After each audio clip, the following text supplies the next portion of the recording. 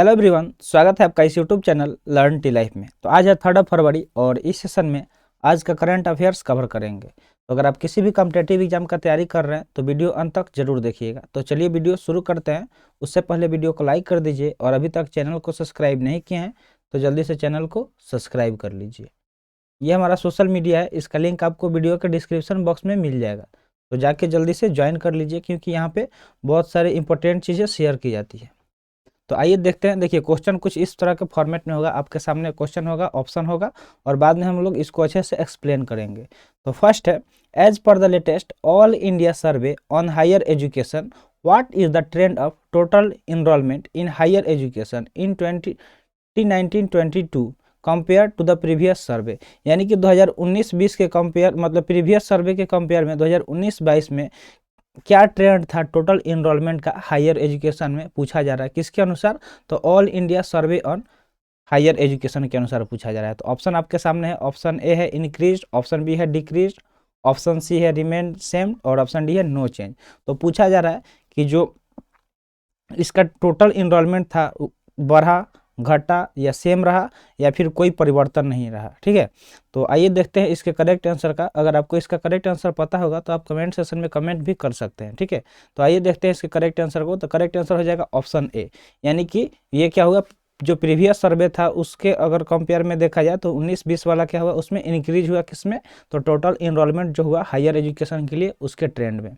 तो यहाँ पे कुछ इससे रिलेटेड इंपॉर्टेंट पॉइंट दिया गया है जिससे एग्जाम में आपके क्वेश्चन बन सकता है। ठीक है, तो देखिए the ministry of education has recently release all India survey on higher education 2022-2021। तो देखिए इसको रिलीज किसने किया है, सबसे ज़्यादा मतलब इंपॉर्टेंट ये है। तो इसको रिलीज किया गया है द मिनिस्ट्री ऑफ एजुकेशन के द्वारा। किसके द्वारा? द मिनिस्ट्री ऑफ एजुकेशन के द्वारा किया गया है। The ministry has been conducting AISHE since 2011। और ये कब से इसको कंडक्ट कराया जा रहा है? तो 2011 से इस सर्वे को कंडक्ट कराया जा रहा है। ठीक है, which collect detail information on parameter such as student enrollment, teachers data, infrastructural information, financial information, जिसमें ये सारे चीज़ आपको देखने को मिलेंगे। क्या क्या? तो पहला है स्टूडेंट का इनरोलमेंट, टीचर्स का जो भी डेटा है वो रहेगा और इंफ्रास्ट्रक्चर इन्फॉर्मेशन। इंफ्रास्ट्रक्चर मतलब कहाँ पे कौन सा बिल्डिंग बना, क्या हुआ क्या नहीं हुआ। उसके बाद फाइनेंशियल इन्फॉर्मेशन। तो ये सारे इसमें क्या है, पैरामीटर इसमें आपको देखने को मिलेंगे जो डिटेल इन्फॉर्मेशन रहेगा। The total enrollment in higher education has increased to nearly 4.14 crore in 2022-2021।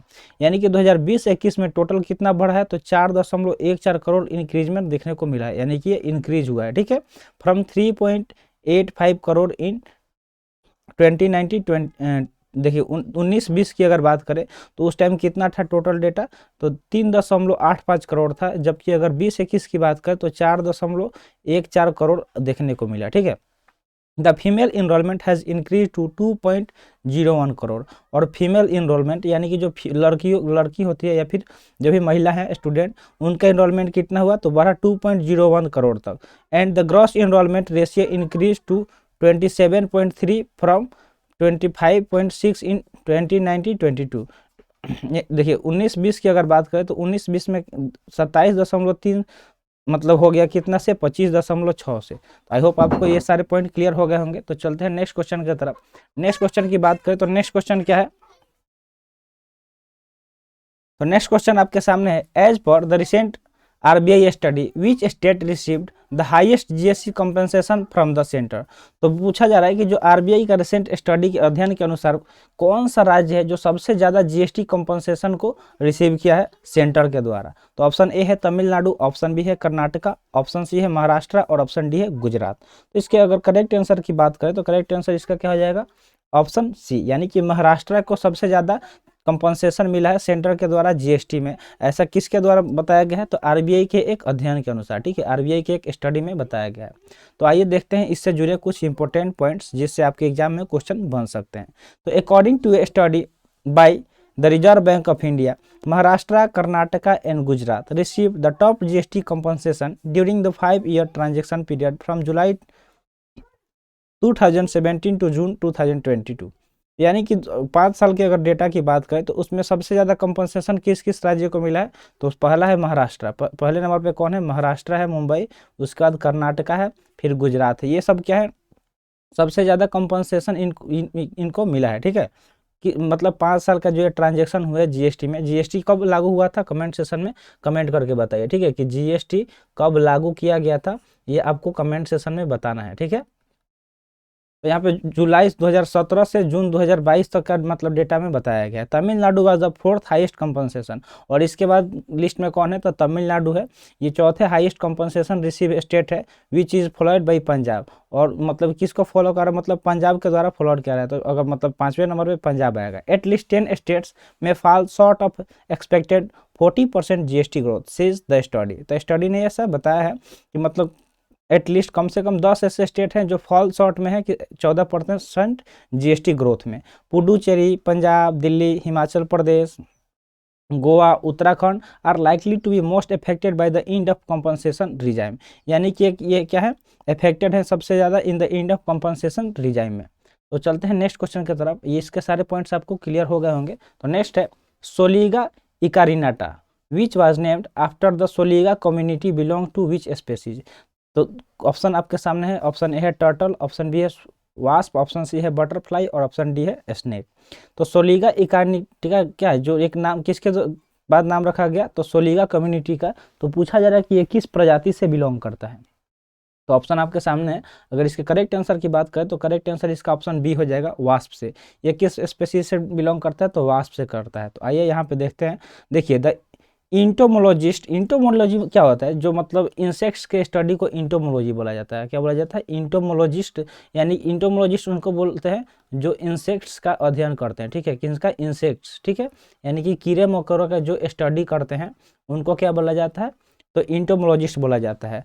Have named a new genus of wasp after Soliga an indigenous community of Biligiri Rangan hill in Karnataka. तो ये क्या है, एक मतलब स्वदेशी कम्युनिटी है। कहाँ पे पाया जाता है, तो बिलीगिरी रंजन हिल्स में, जो कि कर्नाटका में स्थित है। The new genus has been named as a Soliga ecarinata, जिसका नया नाम क्या रखा गया, सोलिगा इकारिनेटा रखा गया है। Is an acknowledgement of Soliga life style and recognition of their conservation of forest and biodiversity. तो ये सारे इससे जुड़े कुछ इंपॉर्टेंट फैक्ट्स थे।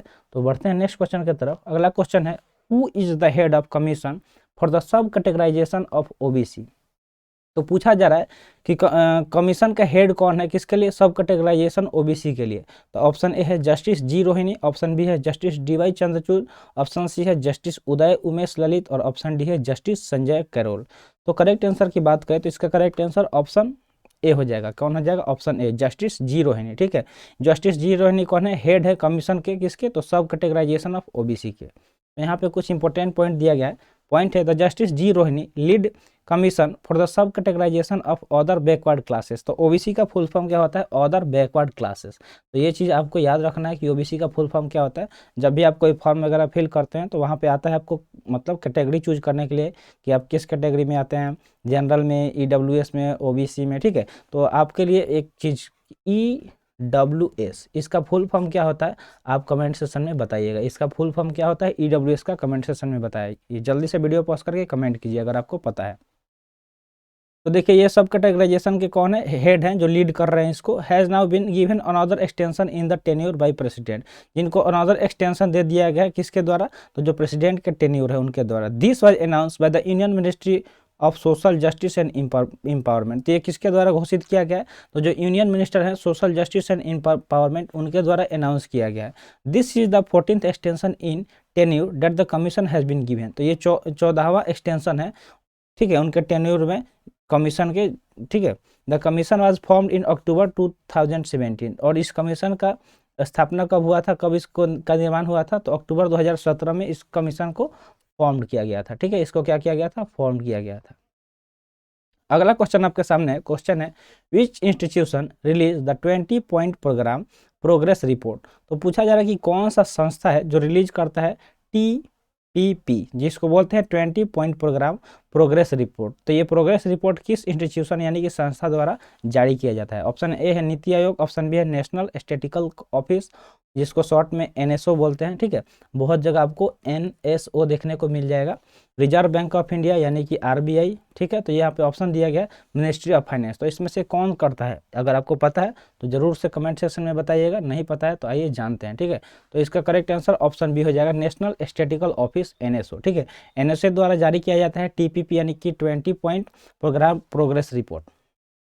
According to data release by national statistical office in its latest 20 point programme progress report only 9,753 kilometre of road could be constructed Pradhan Mantri Gram Sadak Yojana in the first 6 month of financial year 2023।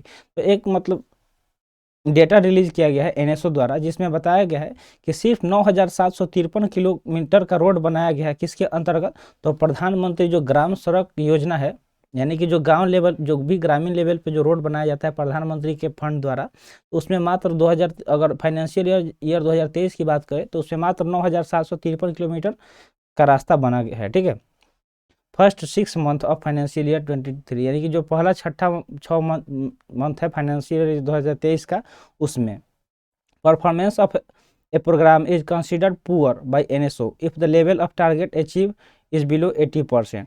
देखिए जो ये performance है यानी कि ये construction का, वो क्या है, बहुत ज़्यादा पुअर बताया गया है, क्योंकि एनएसओ द्वारा ये रिपोर्ट जारी किया गया है और उसने बताया क्योंकि कम से कम ये 80% के बिलो मतलब अचीव होना चाहिए, ठीक है। आई होप आपको ये सारे पॉइंट क्लियर हो गए होंगे। तो आज के लिए इतना ही, आज का वीडियो यहीं पर समाप्त हुआ। वीडियो कैसा लगा कमेंट सेक्शन में जरूर बताइएगा, ठीक है। और डेली सुबह में द हिंदू का जो वोकेब वाला सेशन होता है उसको भी ज्वाइन कीजिए, क्योंकि उससे बहुत सारे क्वेश्चन आपको डायरेक्टली मिल जाता है। कोई भी एग्जाम देंगे, जैसे कि अभी जीडी का एग्जाम चल रहा है, तो इसमें बहुत सारे स्टूडेंट हमसे कॉन्टैक्ट किए, वो बताया कि आपका बताया हुआ वर्ड मीनिंग डायरेक्टली आ गया था एसएससी जीडी में। तो मिलते हैं फिर अगले सेशन में, तब तक के लिए जय हिंद।